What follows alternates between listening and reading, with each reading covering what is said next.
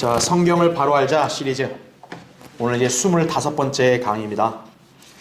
여러분도 이제 다 아시는 내용일 수도 있는데 좀 더 우리가 이렇게 성경적으로 또 좀 역사적으로 이 지식을 좀 체계적으로 우리가 정립할 필요가 있어서 이 시간에 제가 강의에 배정했습니다. 자, 오늘 주제는 십자가는 교회의 상징인가? 이 제목입니다. 자, 이제 그 교환을 보세요. 오늘날 십자가는 카톨릭뿐만 아니라 기독교의 상징처럼 인식되고 있다. 이죠. 교회를 세우면 지붕에 십자가부터 달아놓아야 하고 교인들이 바라보는 강대상 뒤에는 반드시 십자가가 걸려 있다는 거죠. 그리고 십자가가 없는 교회는 이단으로 여겨지는 것이 현실입니다. 그러니까 교회라는 게 사람들이 볼 때 그냥 눈에 다 들어와요. 왜 들어오냐 했더니 일단 거대한 십자가부터가 세워지면서 그것이 마치 교회의 상징으로 이렇게 고착화가 되니까 십자가가 있어야 교회로 하는 거예요. 예. 자, 그것이 얼마나 심하면은 이렇게 교회 안으로 들어오면서 이 강대상에 여기 뭐 이렇게 단상까지 다 이제 십자가가 붙어 있어요. 예. 그러니까 그것이 이제 어떤 상황으로 발전이 되냐면 십자가가 있어야 마치 신앙이 입증되는 곳으로 그렇게까지 이제 확산이 되는 거예요. 십자가를 지니고 있거나 세워진 건물 등을 보면 전부 하나님 믿는 신앙을 연상한다는 거죠. 자, 그러니까 십자가는 곧 교회의 상징이다 이렇게 여기는데 과연 그러냐 이거예요. 계속 보세요. 사실 십자가는 예수님만 처형되었을 때 쓰인 것이 아니라 수세기 전에 이교도들의 숭배 도구였다는 거죠. 왜 교회가 십자가를 이렇게 중요시하느냐? 십자가에 우리의 구주이신 예수님이 못 박혀 죽으시지 않았냐? 그래서 십자가가 중요한 거 아니냐? 이렇게 얘기를 하는 거죠. 하지만 우리는 예수 그리스도가 십자가에 설리신 그 보혈이 우리의 믿음의 근간이 되는 거지 십자가라는 그 대상 자체가 우리의 믿음의 근간이 되는 게 아니라는 거죠. 예. 자, 십자가는 좋은 의미로 담긴 도구가 아니라 사실은 흉악범들을 처형하는 처형 도구예요. 예. 오늘날 이제 뭐 이렇게 사형수들 처단할 때는 이렇게 교수형에 처한다든가 전기 의자를 한단 말이에요. 그렇죠? 예. 그와 같이 그 당시에는 로마에서의 흉악한 범죄자들을 처형시키는 도구가 뭐였다는 거예요? 십자가였다는 거죠. 그러니까 원래 개념 자체가 교회의 상징이 아니라는 거예요. 그리고 방금 제가 얘기한 대로 십자가는 예수님 때만 존재했던 게 아니라 수세기 전에 이미 이교도들 사이에서 일종의 숭배 도구였다는 거예요. 우상 숭배 한 일환으로의 도구였다라는 거예요. 그렇게 십자가는 결코 하나님의 관점에서 좋은 도구가 아니고 이거죠. 특히 십자가의 형상을 중시하는 것은 또 하나의 우상 숭배에 지나지 않는다라는 거죠. 네. 그럼에도 불구하고 로마 카톨릭은 물론 개신교회들도 이 같은 십자가에 대한 관점에 무지하기 때문에 자금의 한국 교회들은 십자가를 의무적으로 세우고 있는 것이에요. 그러니까 이 개념을 모르면 어떤 사람이 교회로 올 때 십자가가 없네? 이단이네? 가버리는 거예요. 그러니까 일반 그 교회들이 어떻게 하는 거예요? 자기들 이단 아니라는 걸 그렇게 보여주게 하려고 그냥 첨탑에다가 십자가를 아주 높게 달아놓죠, 그냥. 네. 우리는 이상한 교회 아닙니다, 이거죠. 그렇게 돼버린 거예요. 자, 우리는 이 시간에 십자가가 결국 교회의 상징이 아니라는 점을 역사적으로 또 성경적으로 살펴봄으로써 분별력을 지녀야 한다는 것이. 자, 그러면 첫 번째 보겠습니다. 자, 십자가의 기원부터 먼저 볼게요. 자, 1번. 자, 십자가는 그럼 예수님 때부터 시작된 거냐? 그게 아니라는 거죠. 자, 1번을 보면 이교도들이 숭배했던 태양신 탐무스의 머리 글자 타오라는 거에서 따온 거다라는 것이에요. 그러니까 이제 그 이교도의 그 알파벳 자를 보면은 타오라는 게 있는데 타오가 어떻게 생긴 거냐면 이렇게 생긴 거예요. 예. 그러니까 예수님이 십자가에 그 못 박혀 죽으신 그 도구는 도구였던 십자가의 모양은 어떤 거예요? 이 타우 모양이었다는 거죠. 근데 오늘날 교회들은 십자가 하면 뭘 어떻게 생각해요? 이렇게 정방향으로 생각한단 말이에요. 그렇죠? 이건 십자가가 아니에요. 원래 십자가는 원래 뭐예요? 타우 모양이에요. 제가 이게 좀 그림을 좀 이렇게 했는데 더 자세히 그린다면 이거예요, 사실. 그럼 모양 자체가 교회들이 생각하는 이런 교회들은 이렇게 거의 정방향 아니에요. 거의 정방향. 그렇죠? 이런 십자가 아니라는 거예요. 원래 십자가의 모양의 기원은 바로 이교도들이 숭배했던 문자인 타우, 여기서 본따서 그 도구가 나온 거예요. 그러니까 예수님이 못 박힌 도구는 이런 모양이라는 거죠. 그러니까 머리 쪽은 짧고 아래쪽이 긴 거예요. 이 모양이지 이게 아니라는 거죠. 이런 건 어디 가야 돼요? 병원 가야 돼요. 병원에 이런 모양이지 예수님이 십자가 도구는 이거였다는 거죠. 예. 자, 그러니까 이걸 여러분 일단 기억하셔야 돼요. 그래서 첫 번째 보세요. 현재 기독교의 십자가라고 하는 것은 원래 갈대아인들과 이집트인들이 사용하였던 신비의 문자 타우. 이 타우가 뭐냐면 우리 영어에 보면 알파벳 T 있잖아요. 이 T의 원형이 원래 이 타우예요. 여기서 나온 건데 그럼 이게 왜 여기서 나왔냐? 이게 이제 바로 그 이교도들의 종교 사상과 결합이 된 거예요. 그 이교도 종교에는 뭐가 있냐면 탐무스라는 태양신을 숭배하는 게 있어요.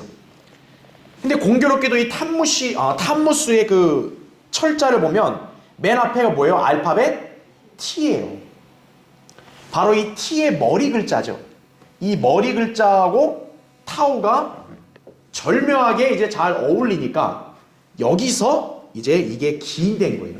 예. 십자가의 원래 그 기원은. 그래서 두 번째 보세요.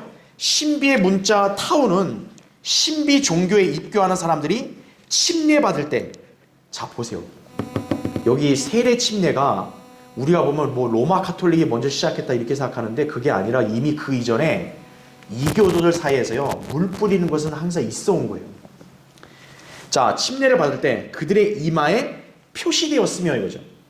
그러니까 이교도들이 자기 신비 종교에 여기에 입교하려면 어떻게 하는 거예요? 침례 받으면서 머리 이마에다 어떻게 하는 거예요? 이 타우 표시를 해야 되는 거예요. 그러니까 이게 뭐냐면 내가 이 종교에 입교한 입교자다라는 것을 표식하는 거예요, 그게. 그래서 가장 성스러운 상징으로서 매우 다양한 방법으로 사용이 되어 왔다라는 거죠. 사실 이거에 대한 그림이 있어요. 근데 저는 여기 교환에다 이 그림을 따로 표시를 안 해놓은 것 뿐이에요. 그림이 있어요, 그게 다. 세 번째, 카톨릭 주교들이 자기들의 위엄을 상징하기 위해서 그들 이름에 덧붙이는 몰타 십자가는 명백한 태양의 상징으로서 마치 니누에에서 태양을 나타내는 성스러운 상징과 동일한 것으로 여겨졌다라는 거죠. 예.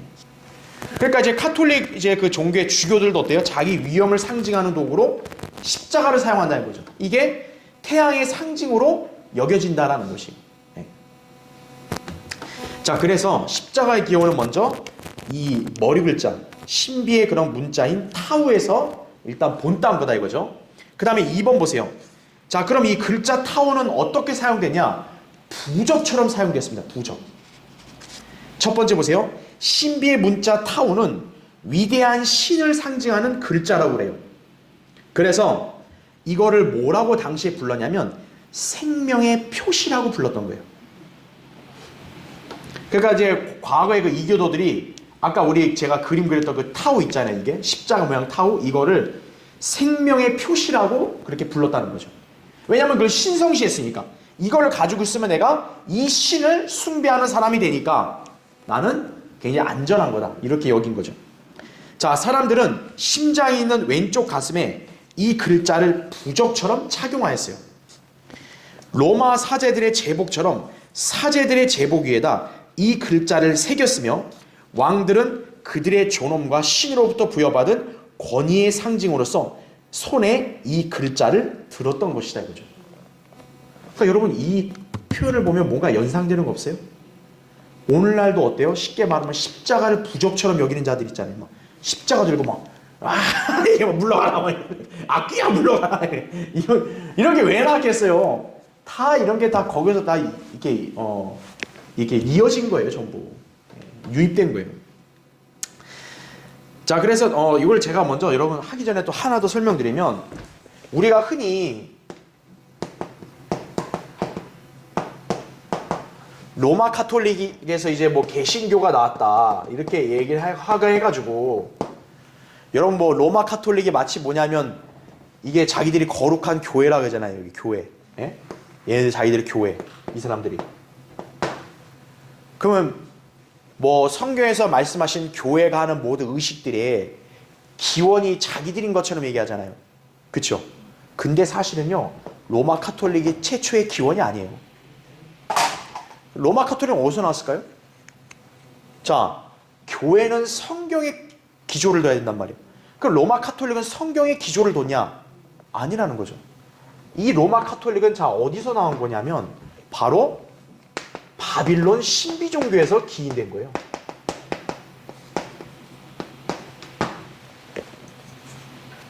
그래서 여러분 요한계시록 17장에 보면 카톨릭을 뭐라 그래요? 신비의 바빌론이라고 하잖아요. 왜요?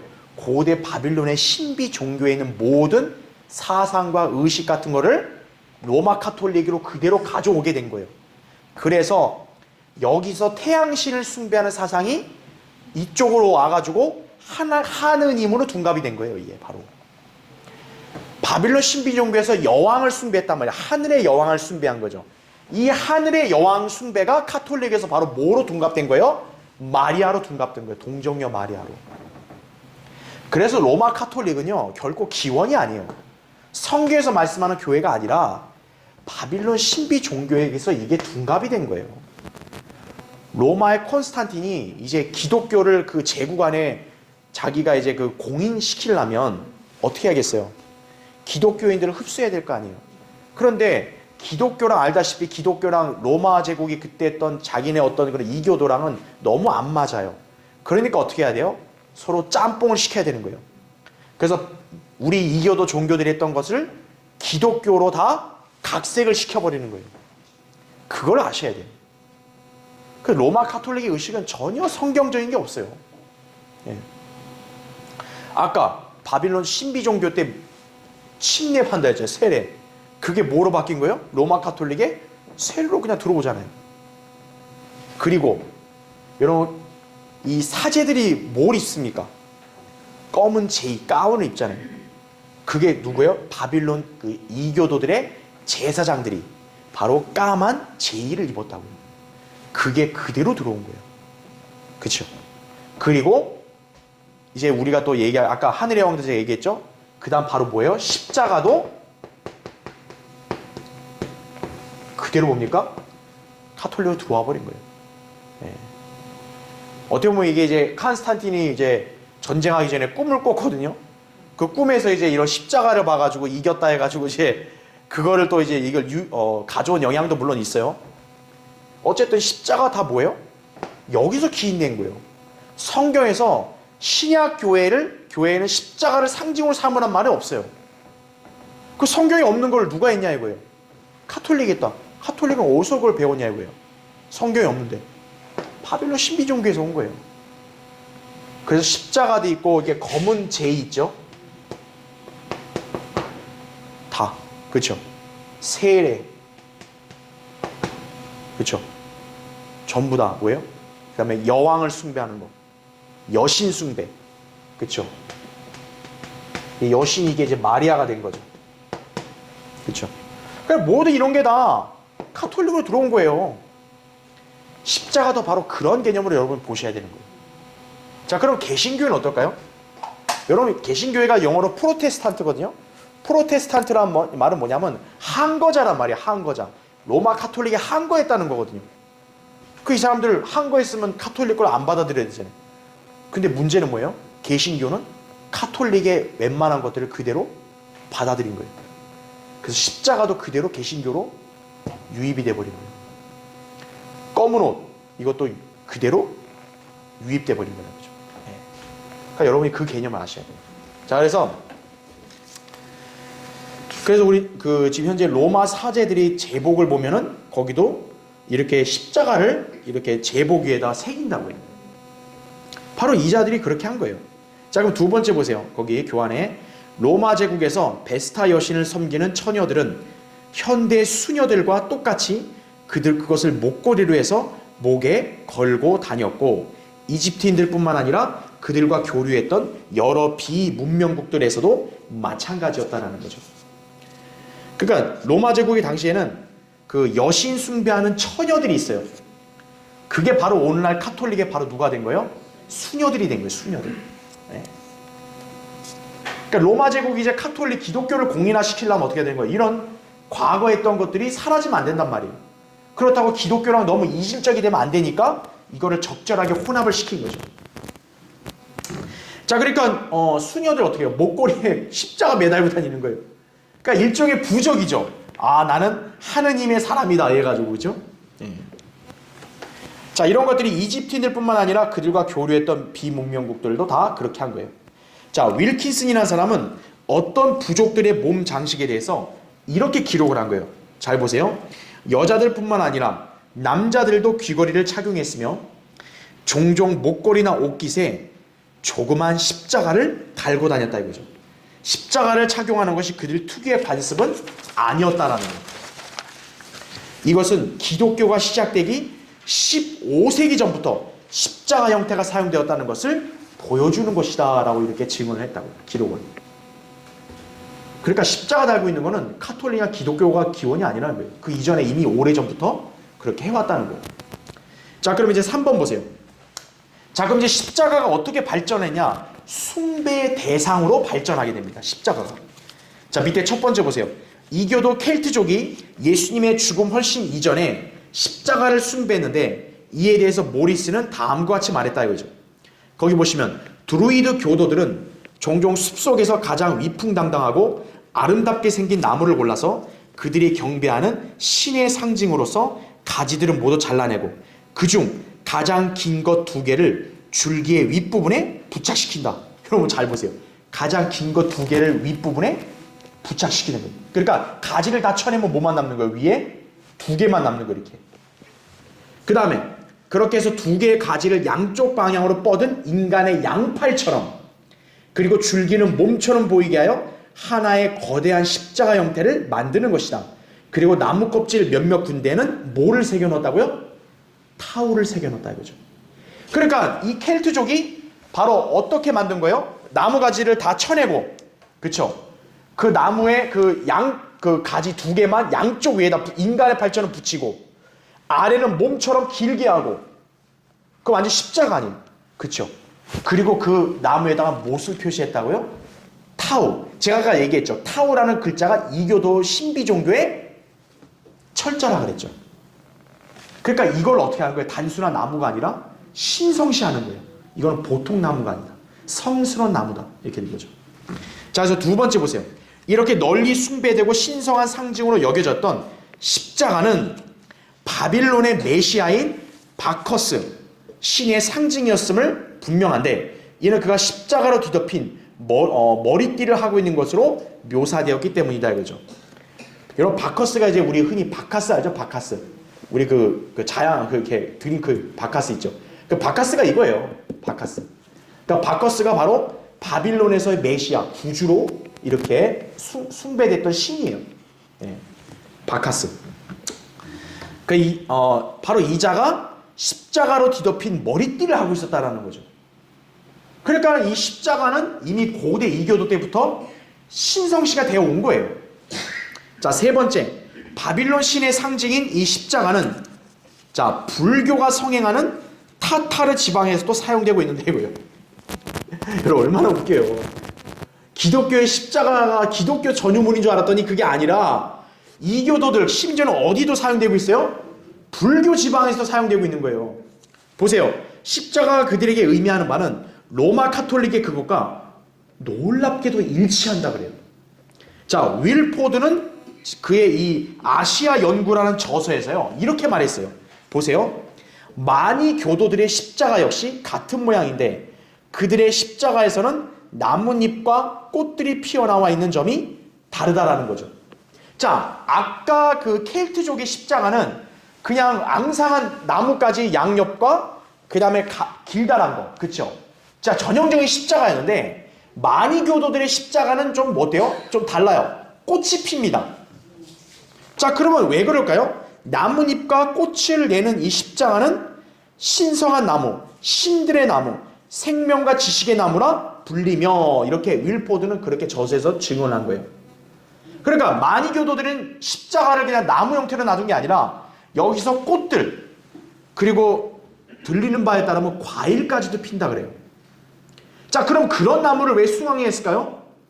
이 마니교도들 입장에서는 그 십자가로 여긴 그 나무에서 꽃들이나 과일이 폈다는 거는 생명이 있다는 거 없다는 거예요. 생명이 있는 걸로 여겼다는 거죠. 이 나무가. 이거는 그냥 나무가 아니다. 이거는 생명을 낳는 나무다. 신성시하는 거죠. 신성시. 그렇죠? 자, 그래서 십자가는 이렇게 숭배 대상으로도 발전해 온 것이에요. 자, 그럼 4번 보세요. 자, 그럼 제가 얘기했잖아요. 이교도들의 이런 숭배가 이제 어떻게 된 거예요? 로마 카톨릭으로 유입됐죠. 그래서 4번. 로마 카톨릭의 십자가 숭배가 시작된 거예요. 그래서. 왜냐면 로마 카톨릭 종교는 쉽게 말하면 짬뽕 종교예요. 짬뽕 종교. 그냥 어중이 또중이 다 받아들이는 거예요. 아이고, 불교도 괜찮고 너도 괜찮고 다 괜찮아. 그냥 다 와, 다. 우리 다 하자. 이거거든요. 그래서 첫 번째 보세요. 로마 카톨릭은 십자가의 기도라는 게 있어요. 십자가의 기도. 자, 거기서요. 십자가는 뭐라고 불린다고요? 생명의 나무라 불리는 거예요. 자, 여러분, 방금 전에 십자가를 생명과 지식의 나무로 여긴 집단이 누구였어요? 불교가 성행하는 타타르 지방의 마니교도였죠. 마니교도도 십자가를 생명과 지식의 나무라고 불렀단 말이에요. 근데 지금 로마 카톨릭이 십자가를 뭐라고 불러요? 똑같이 생명의 나무라고 부르는 거예요.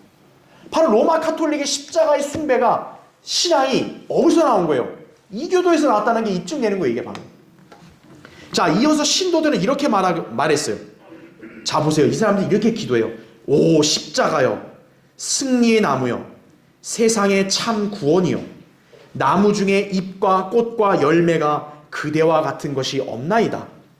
오, 십자가여, 우리의 유일한 소망이여, 경건한 자들의 의는 늘려주시고 죄인들의 죄는 용서하소서. 이거죠. 이거 보면 마치 십자가가 하나님처럼 여긴단 말이에요. 이들은. 그렇죠? 네. 숭배하는 거죠. 자, 두 번째 보세요. 성경에서 예수님이 달려 돌아가신 십자가에 대해서 한 번이라도 읽어본 적 있는 사람이라면요, 로마 카톨릭에서 말한 것처럼 나뭇잎이며 꽃, 심지어 열매까지 달린 십자가를 차마 연상할 수 없다 이거죠. 여러분, 예수님 십자가에 뭐 나무나 꽃이 달렸어요? 여러분, 사복음서 읽어보면 예수님 십자가에 못 박힐 때 거기에 뭐 나무와 꽃들이 있었어요? 막 향기가 내뿜었어요? 아니라고요. 자, 이것은 카톨릭의 십자가에 대한 사상이 성경에 근거한 것이 아니라 바빌론 신비 종교에서부터 이교도들의 숭배에서 기인된 것임을 입증하는 것이다 이거죠. 그러니까 정확히 알아야죠. 그래야 십자가가 교회의 상징이라고 하는 그런 엉터리를 안 믿는 거죠. 자, 5번 보세요. 5번. 자, 이집트의 교회에서 처음으로 유입이 되고 아프리카로 확산됐다 그랬습니다. 자, 여러분, 제가 잘 기억해라 하는 게 뭐냐면 이집트예요. 여러분, 이집트. 왜 그러냐면요, 변개된 성경이 가장 먼저 나온 나라가 어디예요? 북아프리카의 이집트 알렉산드리아예요. 이집트는 세상의 상징입니다. 자, 이집트의 교회라는 곳에서 이 십자가가 처음으로 유입이 되고 이게 이제 어디로 확산이 되느냐? 아프리카로 확산이 되는 거예요. 자, 밑에 첫 번째 보세요. 이교도의 상징은 처음에는 이집트에 있는 교회 안으로, 그 뒤에 점차적으로 아프리카로 스며들었던 것으로 추정이 된다 이거죠. 그러니까 이제 역사나 고고학적 기록으로 딱 이렇게 거슬러 올라가 보니까 십자가가 이렇게 스며들어 왔다는 거죠. 특히 복음이 제대로 정착하지 못했던 이집트는 이 이교도의 상징을 교회 안으로 유입하는데 앞장섰던 것으로 보인다 이거죠. 예. 그러니까 이집트에서 이 기독교의 유적이라고 하는 십자가가 먼저 발견이 된 거예요. 그러니까 아무래도 이집트의 교회가 이교도들을 많이 이렇게 포용하고 흡수하려고 하다 보니까, 그렇죠, 그 십자가가 이집트에서 처음에 발견된 게 아닌가 이렇게 보여지는 거죠. 자, 그 다음 페이지 보세요. 자, 그러니까 여러분 제가 얘기했잖아요. 뭐요? 우리 성경의 역사를 보면요.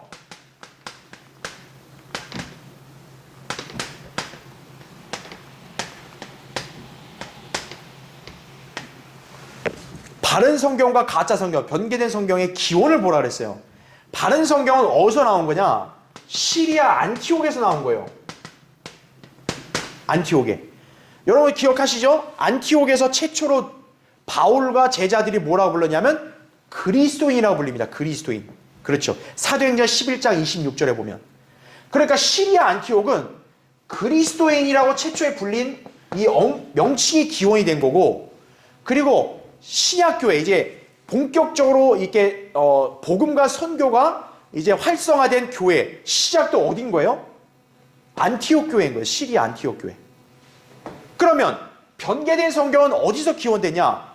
이집트 알렉산드리아예요. 알렉산드리아. 그러니까 우리는 여러분이 보셔야 될 게 성경이라고 모든 게 똑같은 게 아니에요. 교회라 해서 모두가 똑같은 교회가 아니에요. 뿌리와 기원이 어디에서 유래하고 있는가를 봐야 되는 거예요. 우리 킹제임 성경, 한글 킹제임 성경은 어디서 기원하고 있는 거예요? 시리아 안티옥에서 기원을 두고 있는 거예요. 한국 교회들이 쓰는 개혁 성경, 로마 카톨릭 성경 어디서 나온 거예요? 이집트 알렉산드리아에서 나온 거예요. 자, 그러면 십자가가 만약에 신약교회의 전통이고 올바른 거라면 십자가가 어디서 나와야 되는 거예요? 그럼 당연히 여기서 나와야죠. 시리아 안티옥에서 나와야 될 거 아니에요, 십자가가. 근데 십자가가 어디서 발견했다고요? 이집트에서 발견했다고요, 십자가가. 그러니까 십자가 자체가 이미 애당초 최초의 초기 신약교회에서는 아예 여기지도 않은 거예요. 여기지도 않았다라는 거예요. 십자가가 이집트에서 나왔다는 거는 의미심장한 거예요. 왜? 바른 성경과 변개된 성경의 구분점이 뭐예요? 바른 성경은 안티옥, 변개된 성경은 이집트에서 나왔다는 거죠. 참된 신약교회도 시리아 안티옥에서 시작됐고, 로마 카톨릭의 기원, 가짜 교회는 이집트 알렉산드리아에서 시작된 거예요. 마찬가지로 십자가도 만약에 올바른 거라면 여기서 나와야 되는데 십자가 어디서 나왔다고요? 여기서 나왔다는 거죠. 그래서 우리는 십자가는 결코 성경적으로도 합당치가 않은 거다라는 거예요. 자, 이제 그 교환의 메뉴의 두 번째 보세요. 십자가를 사용하는 의도는 결코 예수 그리스도의 십자가와는 상관없고 단지 그리스도인이나 고백하고 기독교식으로 계명까지 하였지만 여전히 그 마음과 감정은 이교도의 상징에 대한 뿌리 깊은 애착을 지니고 있었음을 나타낸다 이거죠. 이것이 바로 십자가 숭배의 기원이 된 것이다 이거죠. 제가 아까 얘기했잖아요. 로마 카톨릭이 이교도들을 다 받아들이는데 명실공히 그래도 기독교니까 기독교라 불리는 집단에서 이교도 신을 부를 수 없잖아요. 그러니까 기독교식으로 각색을 시켰단 말이에요. 그러니까 껍데기는 기독교로 바뀌었어요. 하지만 그 속 알맹이까지 바뀔 수는 없는 거죠. 그래서 여기 나온 게 그거예요. 십자가를 사용했다는 게 뭐냐면 카톨릭이 십자가 사용했을 때 이 사람들은 껍데기는 분명 교회고 그리스도인이에요. 하지만 그들의 마음과 감정은 성경이 아니라 어디에 역시 여전히 근거를 두는 거예요? 이교도 사상에 근거를 두고 있다는 거죠. 그러니까 그거에서 십자가를 사용하는 거지 결코 이 사람들은 성경에 근거를 둔 게 아니다. 이렇게 보시면 됩니다. 자, 이제 두 번째 보겠습니다. 자, 그럼 이번에는 십자가에 대한 성경적 관점을 볼게요. 자, 1번. 자, 아까 제가 서두에 언급할 때 일반 교회들은 십자가를 교회의 상징으로 쓴단 말이에요. 하지만 십자가는 성경의 관점에 따르면 뭐예요? 교회가 아니라 뭐의 상징이요? 저주의 상징인 거예요. 자, 첫 번째 보세요. 예수님께서 이 땅에 계신 당시 십자가는 로마 제국의 형틀이었다 이거죠. 그래서 흉악한 범죄자들을 나무 십자가에 매달아 처형시킨 것이다. 그렇게 볼 때 주님께서는 우리의 죄를 위해 범죄자 취급을 당하셨던 것이다 이거죠. 이사야 53장 12절 보면 뭐라고 예언되어 있냐면 메시아께서 범죄자들과 함께 취급받았다고 나옵니다. 그 증거가 뭐겠어요? 범죄자들과 함께 십자가에 처형된 거죠. 자, 이거는 오늘 성경 한번 찾아볼게요. 신명기 보세요. 신명기 21장.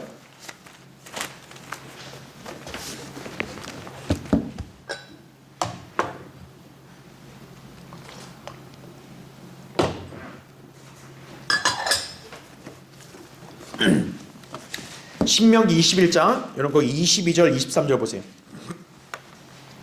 자, 구약 율법에서는요, 나무에 매달아 죽이는 것은 저주를 상징했습니다. 그래서 거기 신명기 21장 22절, 23절 보면 만일 어떤 사람이 죽을 죄를 범하고 그가 죽임을 당하여 내가 그를 나무에다 매달거든. 자, 23절 보세요. 그의 시체를 밤새도록 나무에 두지 말고 어떻게 해서라도 그날에 장사하여서 나무에 매달린 자는 하나님께 저주를 받았음이니 주 너의 하나님께서 내게 유업으로 주시는 내 땅을 더럽히지 말지니라 이거죠. 시체가 나무에 매달려 있으면 어때요? 바로 그날 즉시 내리라 이거죠. 만약 안 내리면 뭐예요? 십자가 그 나무에 매달린 건 저주의 상징이다. 자, 이게 신약에서는 이제 어떻게 적용이 되냐면 예수 그리스도의 십자가로 적용이 되는 거예요. 여러분 갈라디아서 한번 보세요. 갈라디아서 3장 13절. 자, 분명히 나무에 매달린 건 하나님께 저주받았다 그랬죠? 자, 갈라디아서 3장 13절 보세요. 갈라디아서 3장 13절. 자, 거기 보시면 그리스도께서 우리를 위하여 저주가 되셔서, 자, 그리스도께서 뭐가 되셨대요? 저주가 되셔서, 보세요. 율법의 저주로부터 우리를 구속하셨으니 기록되기를 나무에 매달린 자는 누구나 저주받은 자라고 하였도다 이거죠. 자, 예수 그리스도가 우리의 죄 때문에 저주가 되셨다 그랬어요. 저주를 받았다 그랬어요. 그러면 우리가 볼 때 그러면 저주의 표식이 뭡니까? 그 표식이 뭐라는 거예요? 바로 예수님이 나무에 매달린 거란 얘기죠. 예. 나무 십자가에 매달린 것 자체가 뭐예요? 예수 그리스도가 하나님께 저주를 받았다는 걸 나타내는 거예요. 예.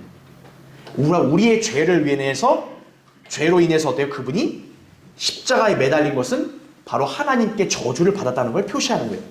그래서 여러분 그 교환의 그 1번 밑에 3번 보세요.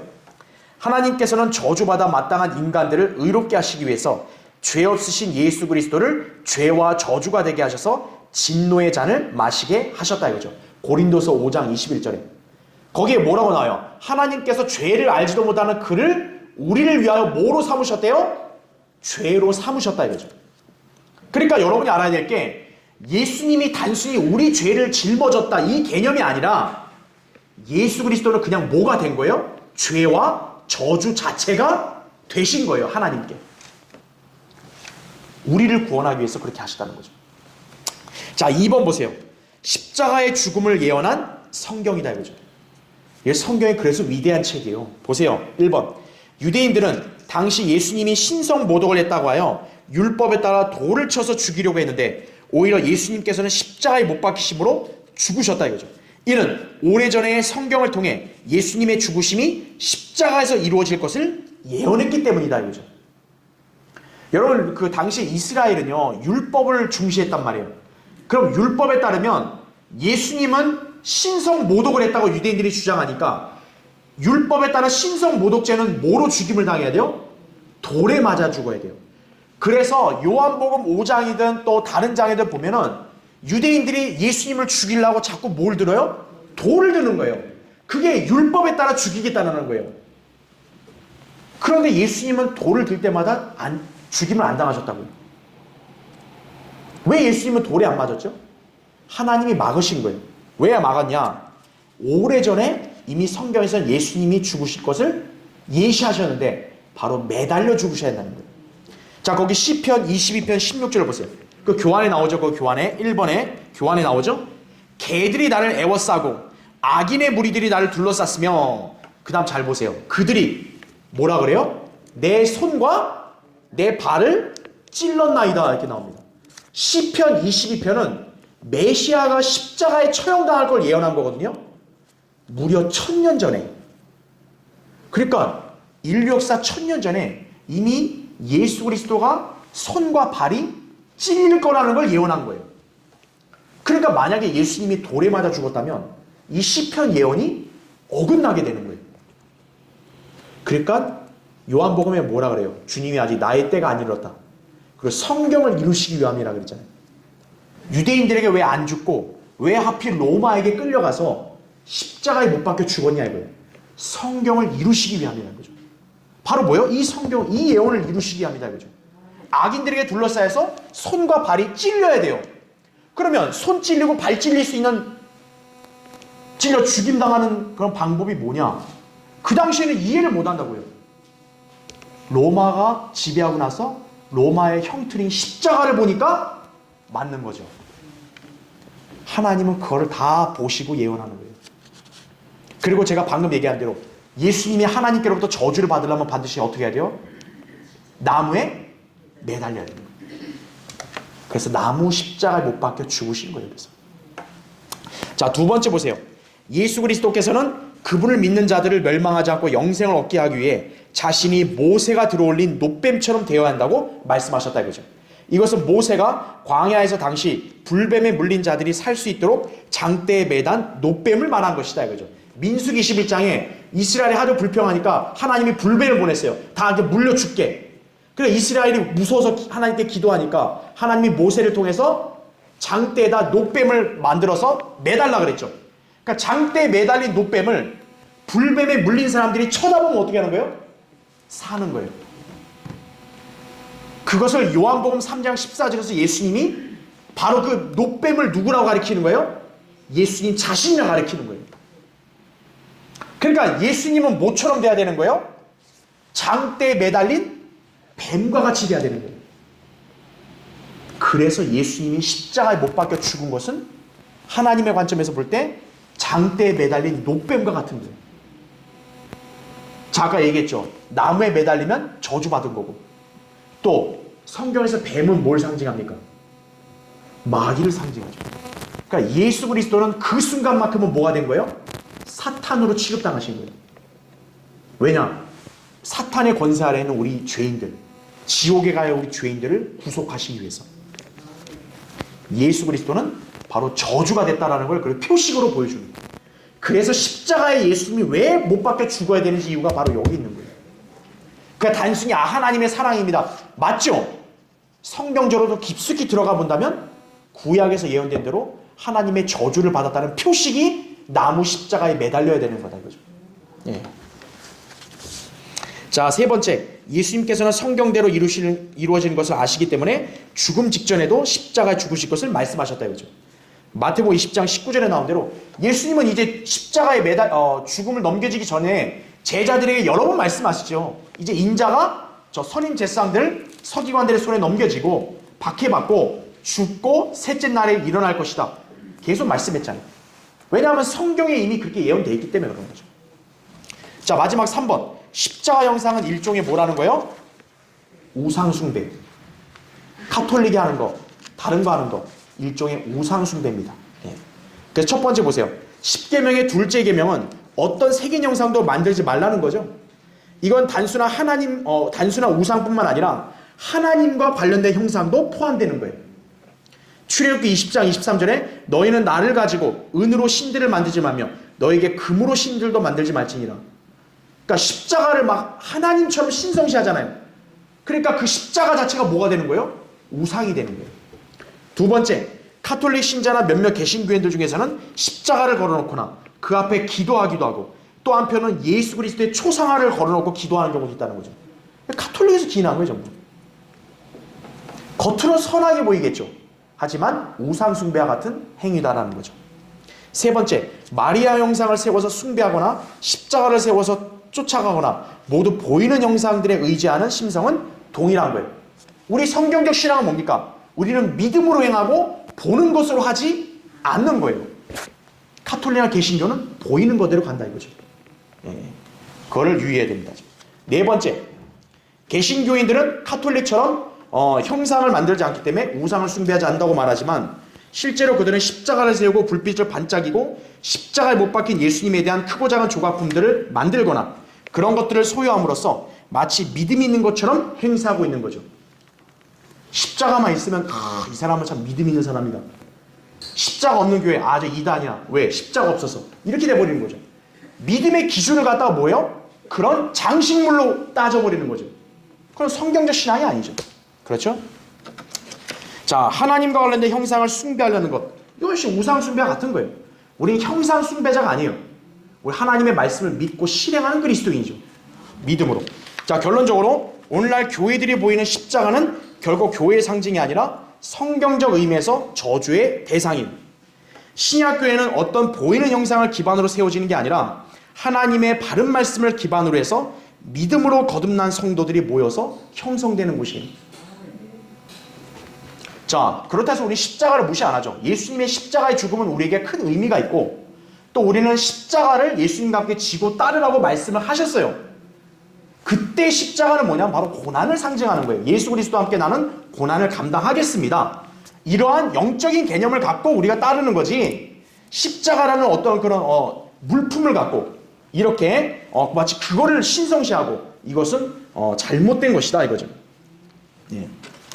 제가 아까 얘기했잖아요. 여러분 오늘날 십자가는 뭐예요? 사실 교회 상징이 아니라 뭐 상징이에요? 병원 상징이에요. 병원. 그러니까 외국에 어떤 사람이 한국에 왔는데요. 밤에 왔어요. 네온 사인으로 막 이렇게 불빛이 십자가 불빛이 많으니까 아니 한국에는 왜 이렇게 병원들이 많아요? 교회들이 세운 십자가 그러면 병원들이 달고 다니는 거지 교회가 다니는 게 아니에요. 제가 아까 얘기한 대로 십자가 예수님이 달리신 십자가의 모양은 병원들 그 십자가 아니에요. 타워 모양이지. 그만큼 성경적으로 잘못된 거다 이거죠. 우리는 십자가라는 그런 물품이 아니라 우리는 십자가의 고난, 그 고난을 예수 그리스도와 함께 따라간다는 그 영적인 의미를 알고 믿음 생활하는 사람들이 그걸 우리가 잘 기억해야 합니다. 자, 다음 시간에 계속 하고